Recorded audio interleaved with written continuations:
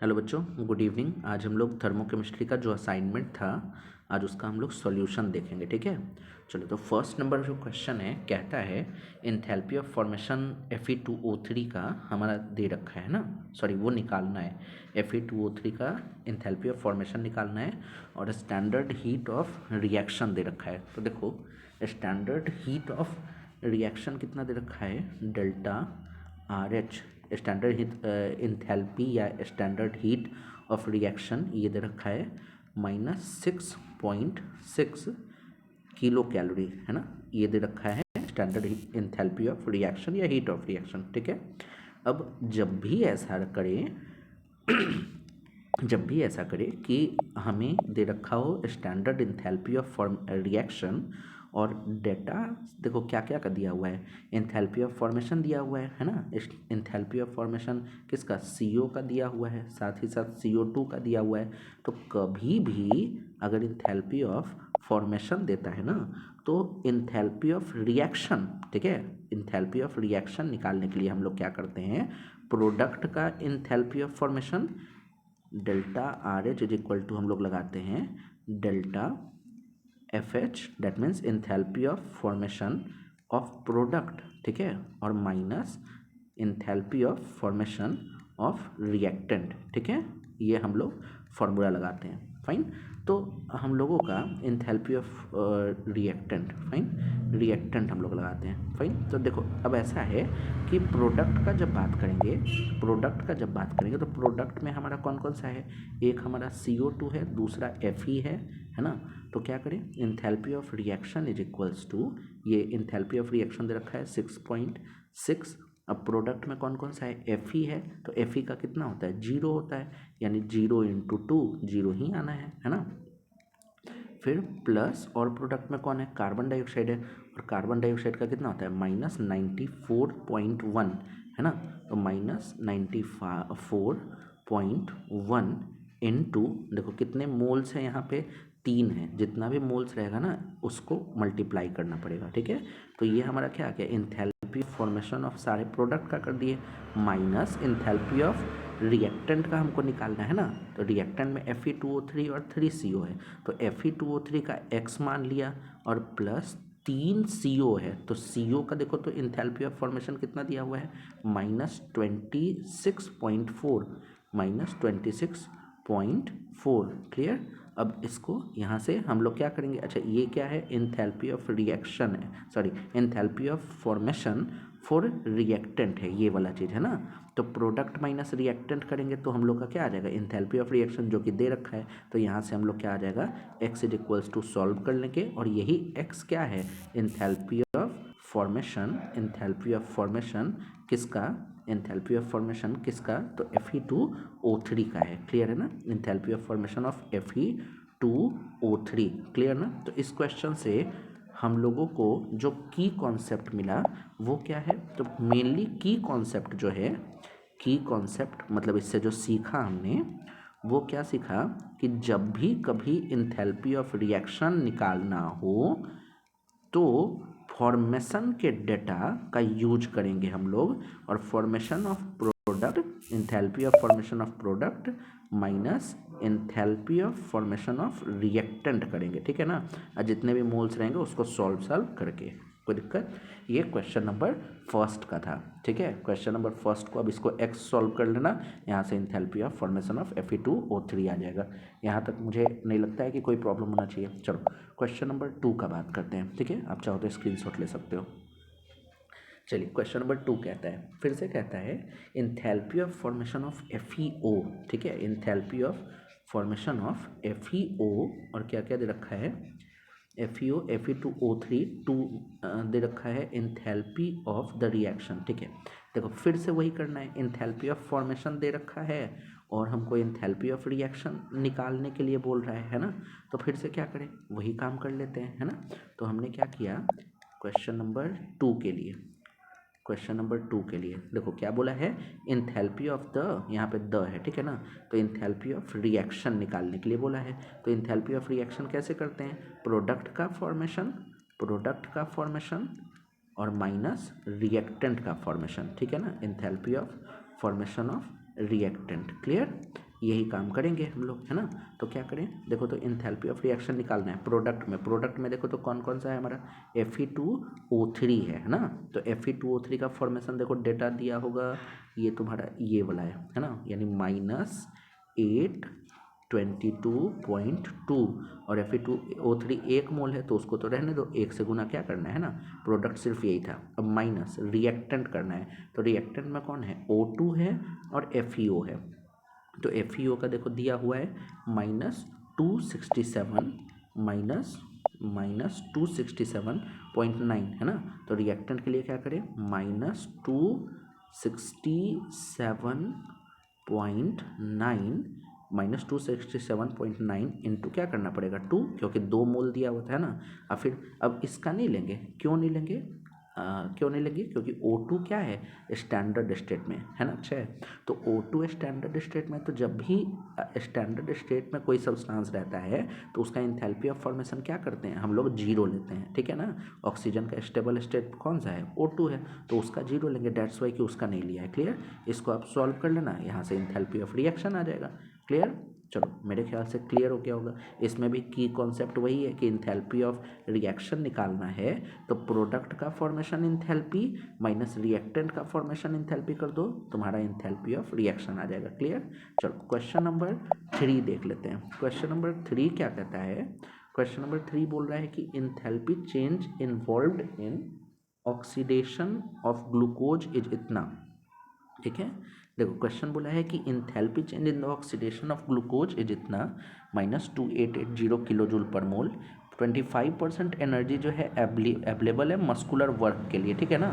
इसका सिर्फ 25%, that means muscular work के लिए, मस्कुलर वर्क के लिए एनर्जी, मस्कुलर वर्क के लिए एनर्जी जो अवेलेबल है ना, एनर्जी जो अवेलेबल है वो कितना है, तो वो है कितना -2 मतलब 2880 2880 का कितना 25%, यही बोला ना, यानी इतना। और ये क्या में था हमारा, किलो जूल में है ना। ग्लूकोज से एनर्जी मिलेगा तो वो एनर्जी को एब्जॉर्ब करेगा कौन, हमारी बॉडी एब्जॉर्ब करेगी है ना। और बॉडी एब्जॉर्ब करेगी, डेट्स वाई कि हम लोग इसको पॉजिटिव में ले रहे हैं, क्योंकि वो एब्जॉर्ब करेगी तभी ना वो मस्कुलर वर्क होगा, है ना। अब क्या कहता है कि भाई 100 किलो जूल में वो 1 किलोमीटर चलता है, तो इतने जो जूल मतलब जितना एब्जॉर्ब किया उसमें वो कितना चलेगा, ठीक है। ओके, देखो एक चीज़ और हम लोगों को देखना पड़ेगा, 2880 कितने से हो रहा है, 1 मोल ग्लूकोज से हो रहा है ना, क्योंकि यहाँ पे पर मोल बोला था, फाइन। तो 1 मोल से इतना मिल रहा है ना। तो पहले तो हम लोग मोल ऑफ ग्लूकोज, क्योंकि देखो क्वेश्चन के लास्ट में बोला है 120 ही ग्राम ग्लूकोज है, तो मोल ऑफ ग्लूकोज कितना हो जाएगा, इसको पहले हम लोग देख लेते हैं। तो मोल्स ऑफ ग्लूकोज आ गया कितना 120, मोलर मास होता है ग्लूकोज का कितना 180, फाइन। तो यहाँ से आ जाएगा 6 दूना 12, 7 दूना 120 और 7 180। क्लियर, तो डैट मीन्स अब फिर से एनर्जी जो मस्कुलर वर्क के लिए, एनर्जी जो मस्कुलर वर्क के लिए अवेलेबल है ना, एनर्जी फॉर मस्कुलर वर्क,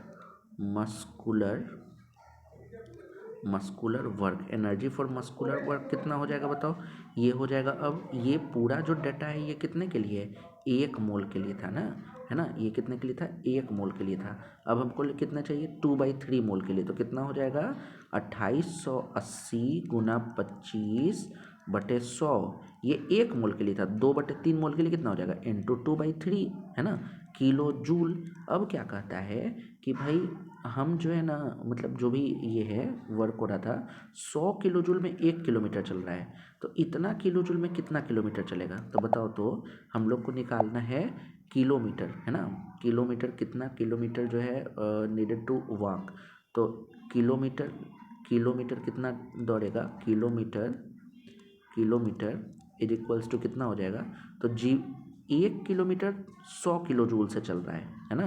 तो इस पूरे में 1 किलोमीटर 100 किलो जूल से चल रहा है, तो इतना सारा किलो जूल में कितना किलोमीटर चलेगा? तो भाई नॉर्मल सा बात है, 2880 गुना 25/100 गुना 2/3, इसमें क्या कर दे, 100 से डिवाइड दे दे, है ना, उतना किलोमीटर चलेगा। बात समझे ना, कि जितना भी किलो जूल है, 100 किलो जूल से 1 किलोमीटर चल रहा है, तो भाई इतना किलो जूल में 100 से डिवाइड दे दिया, जितना चलना होगा उतना किलोमीटर हो जाएगा हमारा। ठीक है, एक बार और यहाँ पे देखो मैंने क्या क्या किया है। क्वेश्चन नंबर 3 में, क्वेश्चन में बोला कि मस्कुलर वर्क जो अवेलेबल है वो 1 मोल अगर ग्लूकोज को बर्न करे ना, तो उसका 25% अवेलेबल है, यानी 2880 1 मोल के लिए था, 1 मोल के लिए 2880 था, यानी कि उसका 25% है ना। 1 मोल से हमको 2880 मिल रहा था, तो ये जो दे रखा था 120 ग्राम ग्लूकोज, मतलब 2/3 मोल ग्लूकोज से हमको कितना निकल जाएगा, तो 2/3 मल्टीप्लाई करना पड़ेगा,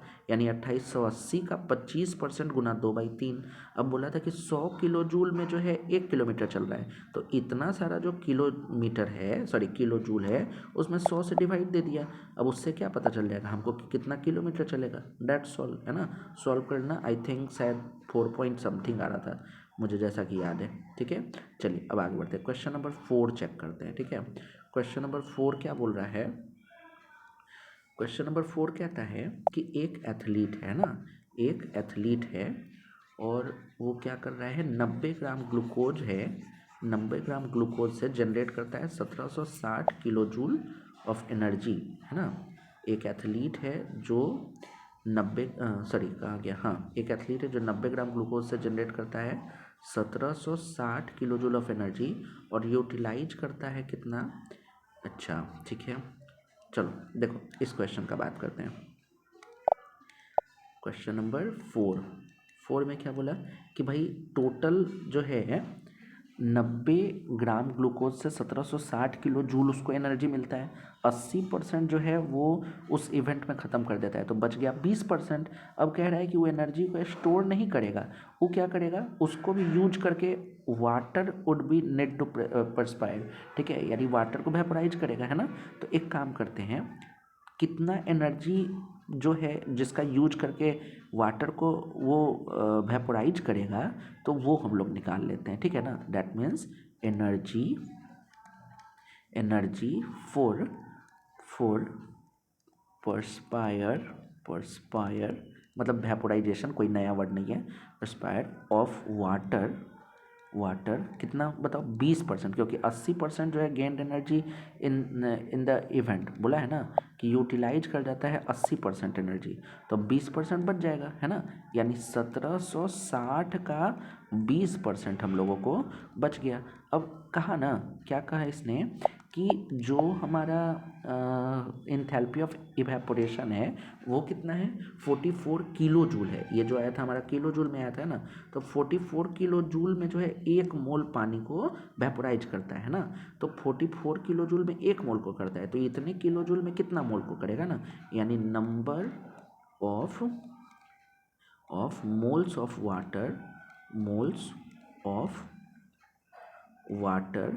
वेपोराइजेज,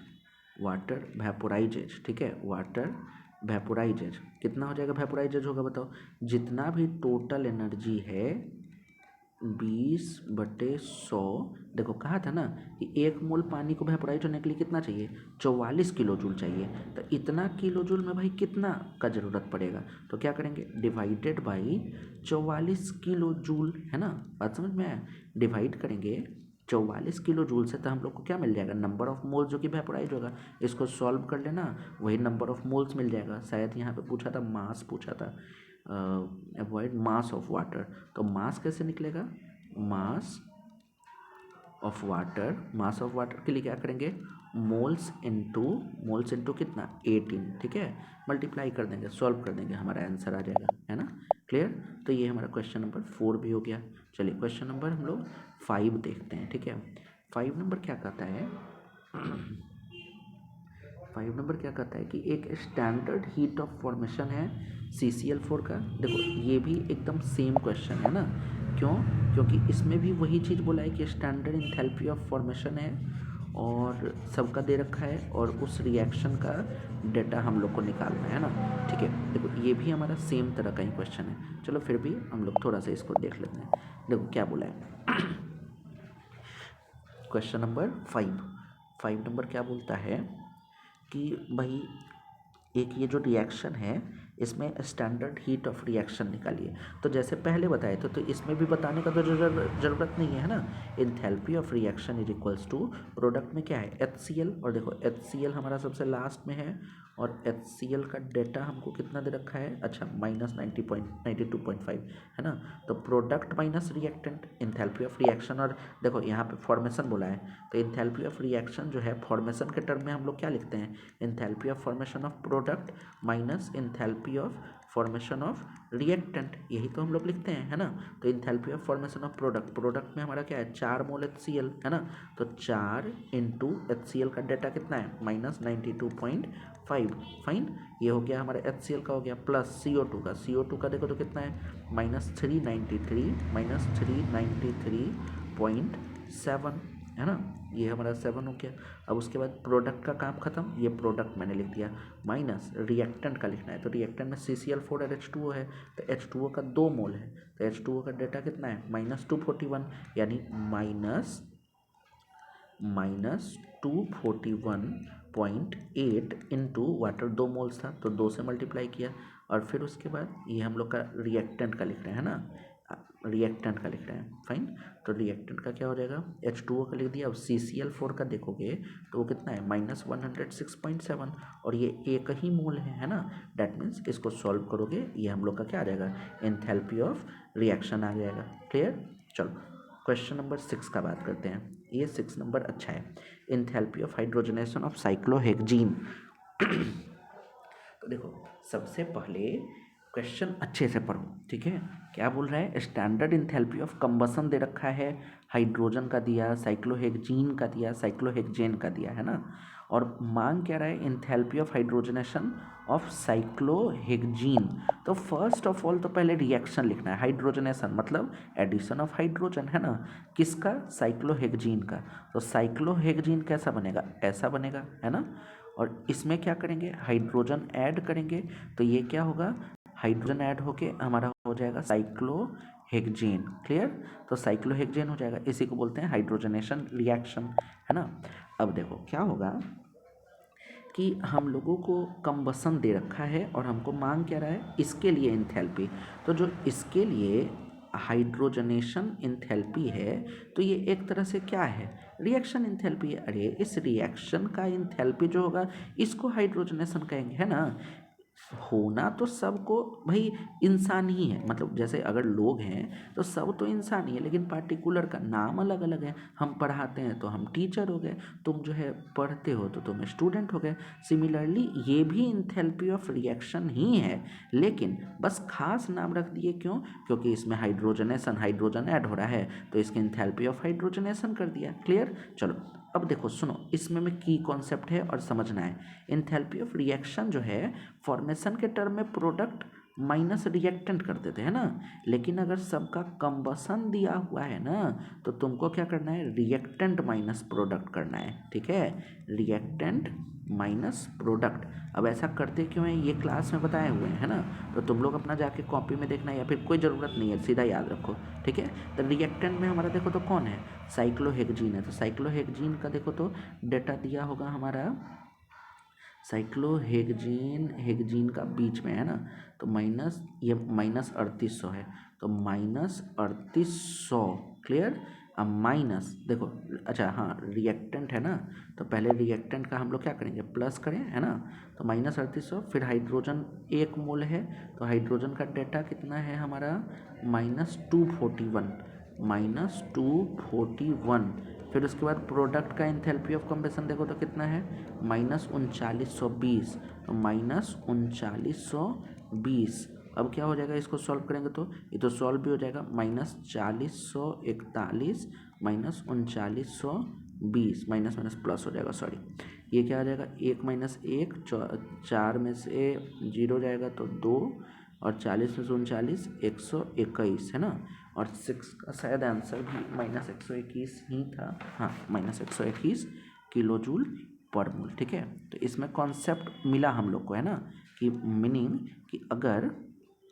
मीनिंग क्या हुआ कि अगर हमको डेटा दिया रहे, अगर हमको क्या दिया रहे, डेटा दिया रहे एंथैल्पी ऑफ कंबशन का, है ना, तो इन उस केस में हम लोग क्या करते हैं, रिएक्टेंट माइनस प्रोडक्ट, और फॉर्मेशन का डेटा दिया रहे तो प्रोडक्ट माइनस रिएक्टेंट। क्लियर?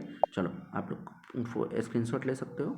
चलो क्वेश्चन नंबर 6 के बाद हम लोग चलते हैं 7 नंबर क्या बोला है, standard enthalpy of formation of H B R इतना इतना इतना।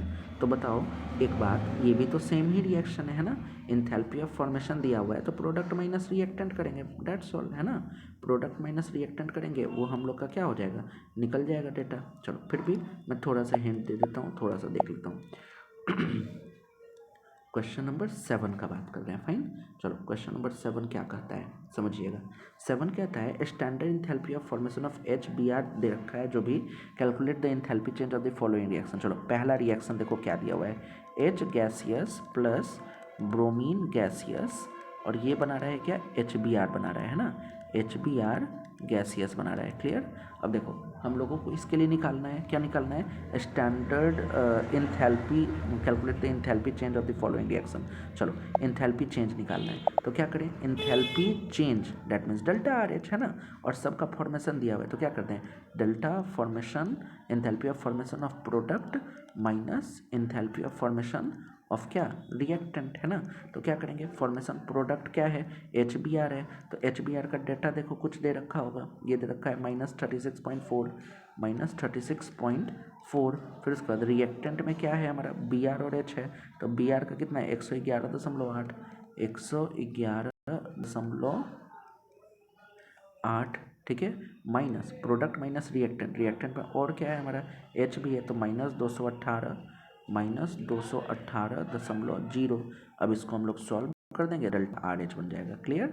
चलो क्वेश्चन नंबर हम लोग 7 का दूसरा वाला में भी देख ली क्या, चलो दूसरा वाला भी देख लेते हैं। एंथैल्पी चेंज ही बोला है तो इसमें भी क्या करेंगे, वही एच बी आर, देखो बी आर का हमको 0 हो जाना है ना, ये तो तुम्हारा स्टैंडर्ड स्टेट में, तो बी आर का 0 हो जाएगा, फाइन, और एच बी आर का, एच और बी आर का तुमको दे ही रखा है तो जैसे इसको बनाया वैसे ही बना लेना, फाइन। क्वेश्चन नंबर 8 देखते हैं, calculate delta R H not for the reaction of Fe2O3 the enthalpy of formation of इतना इतना। देखो अब क्या बोला है, enthalpy of reaction for the reduction of Fe2O3 by aluminium. The reaction क्या लिखोगे, Fe2O3 का रिडक्शन करना है एलुमिनियम से, तो एलुमिनियम क्या करेगा भैया, कहेगा अपना ऑक्सीजन हटाओ, तो ये क्या बना देगा, Fe बना देगा प्लस Al2O3, है ना। अब पहले इसको बैलेंस हम लोग कर लेते हैं, ठीक है, तो बैलेंस करेंगे तो देखो, तो एलुमिनियम 2 है 2 लिखा, आयरन 2 है तो 2 लिखा, ऑक्सीजन 3 है, ऑक्सीजन 3 है, बैलेंस हो गया। अब क्या कहता है, इस रिएक्शन में फिर से वही बात बोल रहा है, एंथैल्पी ऑफ रिएक्शन। तो बताओ अभी तो इतना सारा पढ़े हैं भाई, प्रोडक्ट का तो Fe तो हमारा क्या है, स्टैंडर्ड स्टेट में सॉलिड है तो ये तो 0 हो गया, एलुमिनियम क्या हो गया, 0 हो गया, तो इसका एंथैल्पी माइनस इसका एंथैल्पी ऑफ फॉर्मेशन, है ना, दोनों को सॉल्व कर देंगे, क्वेश्चन बन जाएगा। क्लियर? चलो क्वेश्चन नंबर 9 का बात करते हैं। 9 कहता है enthalpy of formation of KOH। अब सुनो 9 अच्छे से बनाना है, ठीक है, कॉन्सेप्ट देगा, फॉर्मेशन ऑफ KOH का निकालना है, तो पहले तो KOH बनेगा कैसे, एंथैल्पी ऑफ फॉर्मेशन के लिए पहले रिएक्शन लिखना एक बड़ा काम है ना, तो KOH बनेगा कैसे, तो हम क्या बताएं, एंथैल्पी ऑफ फॉर्मेशन में 2 चीज़ें, पहला चीज़ जो भी एलिमेंट हो वो स्टैंडर्ड फॉर्म में हो, तो potassium solid, oxygen gaseous plus hydrogen gaseous, देख रहे हो ना, KOH में यही 3 एलिमेंट है ना, और सबका स्टैंडर्ड फॉर्म लिखे हैं, ये बनाएगा क्या, एक ही मोल कंपाउंड बनना चाहिए, ये भी पढ़ाए हैं कि एंथैल्पी ऑफ फॉर्मेशन में 2 चीज़, जो भी रिएक्टेंट हो वो उसके स्टैंडर्ड स्टेट में, और जो प्रोडक्ट हो वो 1 मोल बनना चाहिए। क्लियर है? चलो अब आगे बढ़ते हैं। अब देखो ऐसा क्वेश्चन देगा ना तो इसमें हम लोगों को डिफरेंट रिएक्शन के हेल्प से इसका डेल्टा आर एच निकालना है, इसका डेल्टा आर एच मांगा है ना, अच्छा सॉरी फॉर्मेशन बोला है ना, तो फॉर्मेशन को हम लोग डेल्टा एफ एच कहते हैं, है ना, ये पूछा है। तो देखो किसी भी तरीके से क्या करो, ये तीनों रिएक्शन को सजाओ और ये बना दो, तो कैसे करें बताओ, पोटेशियम सॉलिड लाना है, तो ये लेफ्ट तरफ पोटेशियम सॉलिड है ना, तो एक काम करते हैं, इक्वेशन फर्स्ट को एज इट इज लिख लेते हैं, पोटेशियम सॉलिड प्लस H2O, ये दे रहा है हमारा KOH एक्वस एक्वस, अब प्लस हाफ H2, ठीक है, हमने इसको लिख लिया। अब दूसरा हमको क्या चाहिए, KOH सॉलिड राइट तरफ चाहिए, तो ये तीसरा वाला पलट देते हैं, ठीक है, KOH सॉलिड, और फिर हम क्या किया, इसका पलटा है तो KOH एक्वस क्लियर। अब उसके बाद क्या हो जाएगा, अबे कहाँ चला गया, ओह नो अनफॉर्चुनेटली,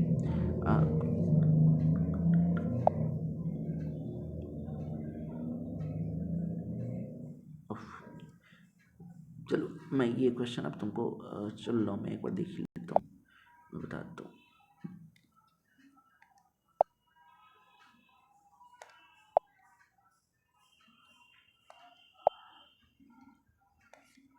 देखो हम लोग लास्ट क्वेश्चन बना रहे थे तो एक बार उसको देख लेते हैं, ठीक है। तो मैं तुमको आइडिया देता हूँ, पहले इसके लिए इंथैल्पी ऑफ फॉर्मेशन लिखना है। तो इंथैल्पी ऑफ फॉर्मेशन क्या लिखेगा, K solid plus oxygen gaseous plus hydrogen gaseous, है ना। और यहाँ से हमको बनाना है क्या, KOH सॉलिड, फाइन। अब एक काम करो, इन तीनों रिएक्शन को किसी तरह ऐसा घुमाओ फिराओ, मैथ के स्टूडेंट ही ज़्यादा हो तुम लोग, तो इसको किसी तरह ऐसा घुमाओ कि इन तीनों को जोड़ने पे हमको ये मिल जाए। K सॉलिड चाहिए तो पहला वाला को एज इट इज रख देना, तीसरा वाला को पलट देना, क्योंकि KOH हमको सॉलिड इस तरफ चाहिए, है ना। KOH सॉलिड हमको किस तरफ चाहिए, इस तरफ चाहिए, तो इसको पलटना पड़ेगा, फाइन। और दूसरा फिर उसके बाद और क्या है हम लोग का, ऑक्सीजन हमको चाहिए, ठीक है ना। थर्ड वाला को H2O लिक्विड है, और H2O लिक्विड हमको इधर मिल रहा था, है ना, तो इसको एज इट इज रखना पड़ेगा, ठीक है।